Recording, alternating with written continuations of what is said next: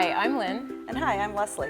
And we're here today. We're going to show you the AccuQuilt Go Big Churn Dash die, and this finishes at 12 inches. And it's a new bob, right? That's correct. So bob is a block on board, so that means that you have every shape that you need to create an entire block in one die. So it really makes cutting quick and easy. Plus, you don't have to go find several different dies in order to get that one block. And because it's on a bigger board, it will only work in the Go electric? In the Go Big app, Big. yes. That's a great tip that we definitely want to mention.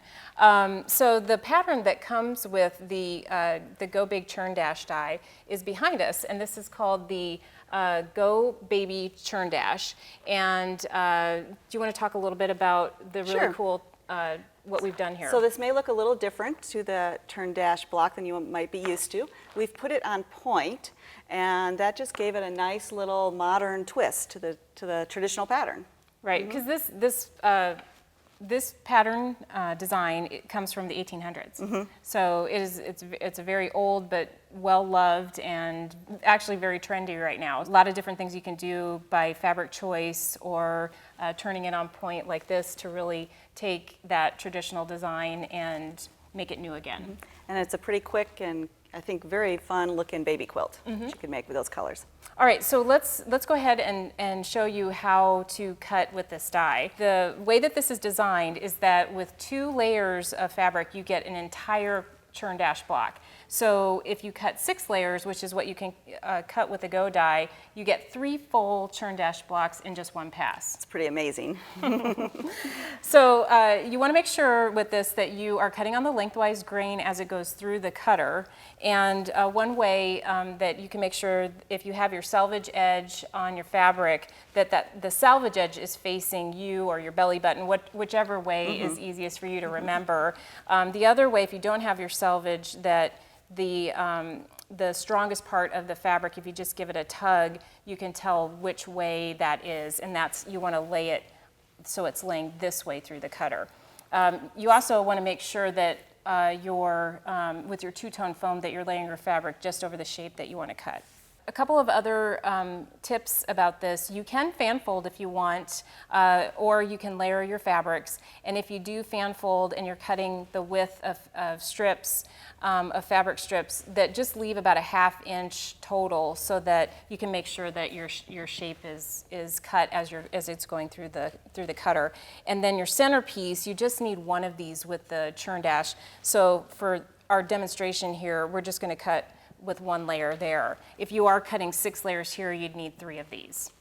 Okay, so we'll cover that, and because this is electric, we need to turn it on. I want to make sure I do that.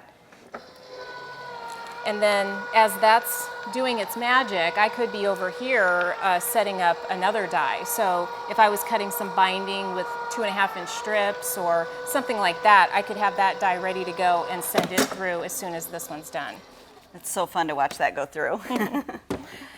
Okay, so we'll slide that off, and then we've started our block here, but I'm gonna give you, there's the rectangles and then the 1/2 square triangles. So we took the time to lay them together, right sides together, so these are just ready to pick up and start putting through the sewing machine. It's a really great block because it's basically 3 construction parts. Excuse me for a second. You have your square in your center. And then our other 2 units are 1/2 square triangles and rectangles. And so 4 of each and 1 of your center, and we have all our components for the block. So I'm just going to take these and put them through the machine. The 1/2 square triangles also come out so that they're already notched. And so I've got my 1/4 inch mark just to go right through there. I do want to make sure when I'm putting it under my machine that I get the corner of the 1/2 square triangle all the way up to the needle so that the machine can grab the fabric and feed it through. Your dog ears have a little bit of a gap there, so if you get between them, it won't always grab the fabric. And so with 1/2 square triangles, these are really quick and easy if you lay out your blocks ahead of time, or even if you just have a stack of them ready to go and right sides together, you can chain sew. And definitely I would just chain into my next one. And that's the other nice advantage of being notched. It's all ready to do that. Right. So, and then you can do the same thing with your rectangles as well. If you want to. So this goes together really easily. And I would press to my darker color because it would shadow through on the white. So I would press to the pink on all of my half square triangles for this block. And then we just got to do the rectangle. And the pattern has all of the pressing instructions included, so that you can find the details of that there. It's so fun when the pieces are exactly the same size and they come out just perfect. And again, I would press probably to the pink there so we don't have shadowing through. And so now that I have the rows constructed, I would keep going until I got all the parts together. We're going to take this one over and we would sew it onto here and this one. So we create our 3 rows. And then with our pressing, I would want to press my top and bottom row one direction and my center row opposite.